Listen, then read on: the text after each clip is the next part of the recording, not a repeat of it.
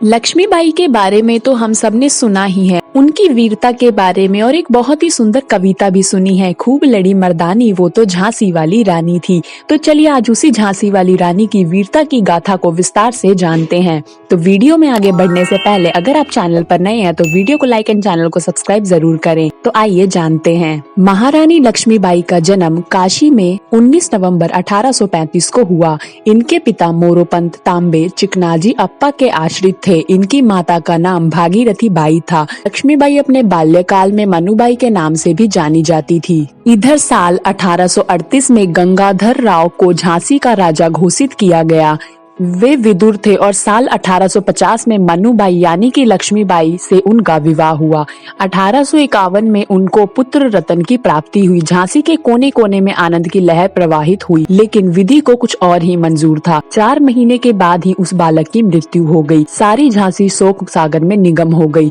राजा गंगाधर राव को इस बात का इतना गहरा धक्का पहुंचा कि फिर वो अस्वस्थ हो गए और 21 नवंबर 1853 को उनकी भी मृत्यु हो गई। अब तो लक्ष्मीबाई बिल्कुल ही अकेली पड़ गई थी और महाराजा का निधन महारानी के लिए असहनीय था, लेकिन फिर भी वे घबराई नहीं क्योंकि झांसी को उनकी जरूरत थी। उन्होंने विवेक नहीं खोया। राजा गंगाधर राव ने अपने जीवन काल में ही अपने परिवार के बालक दामोदर राव को दत्तक पुत्र मानकर अंग्रेजी सरकार को सूचना दे दी थी, परंतु ईस्ट इंडिया कंपनी की सरकार ने दत्तक पुत्र को अस्वीकार कर दिया। 27 फरवरी 1854 को लॉर्ड डलहौजी ने गोद की नीति के अंतर्गत दत्तक पुत्र दामोदर राव की गोद स्वीकार कर दी और फिर झांसी को अंग्रेजी राज्य में मिलाने की घोषणा कर दी। पॉलिटिकल एजेंट की सूचना पाते ही रानी के मुख से यह वाक्य निकला, मैं अपनी झांसी नहीं दूंगी। और फिर क्या था, 7 मार्च 1854 को झांसी पर अंग्रेजों का अधिकार हुआ। झांसी की रानी ने पेंशन अस्वीकृति कर दी। वह नगर के राजमहल में निवास करने लगी और यहीं से भारत की पहली स्वाधीनता क्रांति का बीज प्रकट हुआ और सभी में विद्रोह की आग भभक उठी। रानी लक्ष्मीबाई ने इसको स्वर्ण अवसर माना और क्रांति की ज्वालाओं को अधिक सुलगाया तथा अंग्रेजों के विरुद्ध विद्रोह करने की योजना बनाई। नवाब वाजिद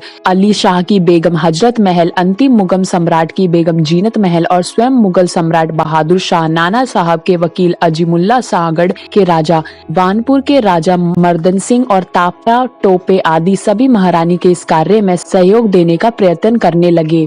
भारत की जनता में विद्रोह की ज्वाला भभक उठी। इससे पहले की क्रांति की ज्वाला प्रज्वलित हो गई और 7 मई 1857 को मेरठ में और 4 जून 1857 को कानपुर में भीषण लड़ाई हो गई। कानपुर तो 28 जून 1857 को पूर्ण तरीके से स्वतंत्र हो गया। अंग्रेजों के कमांडर सर हिरोज ने अपनी सेना को सुसंगठित विद्रोह दबाने का प्रयत्न किया। उन्होंने सागर, गढ़कोटा, शाहगढ़, मदनपुर, मडखेरा, वानपुर और तालबेहट पर अधिकार किया और अत्याचार किए। फिर झांसी की ओर अपना कदम बढ़ाया और अपना मोर्चा कैमनसन पहाड़ी के मैदान में पूर्व और दक्षिण के मध्य लगा दिया। रानी लक्ष्मीबाई तो पहले से ही सतर्क थी और वानपुर के राजा मर्दन सिंह से भी इस युद्ध की सूचना तथा उनके आगमन की सूचना प्राप्त हो चुकी थी। उन्हें 23 मार्च 1858 को झांसी का ऐतिहासिक युद्ध शुरू हुआ। कुशल तोपची गुलाम गौस खां ने झांसी की रानी के आदेशानुसार तोपों के लक्ष्य साधकर ऐसे गोले फेंके कि पहली बार में ही अंग्रेजी सेना के छक्के छूट गए। रानी लक्ष्मीबाई ने 7 दिन तक वीरतापूर्वक झांसी की सुरक्षा की और अपनी छोटी सी शस्त्र न से अंग्रेजों का बड़ी बहादुरी से मुकाबला किया। रानी ने खेल रूप से शत्रु का सामना किया और युद्ध में अपनी वीरता का परिचय भी दिया। अकेले ही अपनी पीठ के पीछे दामोदर राव को कसकर घोड़े पर सवार हो गई और अंग्रेजों से युद्ध करती रही। बहुत दिन तक युद्ध का क्रम इस प्रकार से चलना असंभव था। तब सरदारों का आग्रह मानकर रानी ने कालपी प्रस्थान किया। वहां जाकर वे शांत नहीं बैठी। उन्होंने नाना साहब और उनके योग्य सेनापति तात्या टोपे से संपर्क किया और विचार विमर्श भी किया। रानी की वीरता और साहस का लोहा अंग्रेज मान गए, लेकिन उन्होंने रानी का पीछा किया। लेकिन अब तक रानी का घोड़ा बुरी तरीके से घायल हो चुका था और अंत में वीरगति को प्राप्त हुआ। लेकिन रानी ने साहस नहीं छोड़ा और शौर्य का प्रदर्शन किया। कालपी में महारानी और तात्या टोपे ने योजना बनाई और अंत में नाना साहब शाहगढ़ के राजा, वानपुर के राजा मर्दन सिंह आदि सभी ने रानी लक्ष्मीबाई का साथ दिया। रानी ने ग्वालियर पर आक्रमण किया और वहां के किले पर अधिकार कर लिया।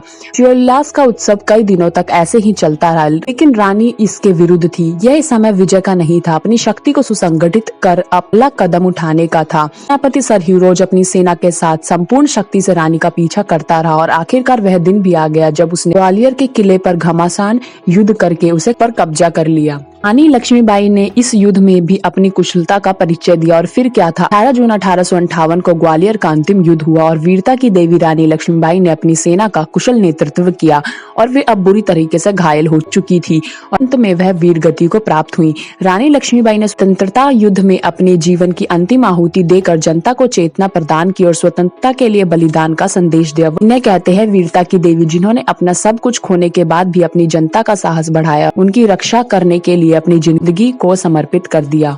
वीडियो अच्छी लगी हो तो कमेंट में जरूर बताना, वीडियो को लाइक एंड चैनल को सब्सक्राइब किए बिना मत जाना, वीडियो को ज्यादा से ज्यादा शेयर करना और हम मिलेंगे किसी नेक्स्ट इंटरेस्टिंग टॉपिक के साथ। जब तक बने रहें आप हमारे साथ।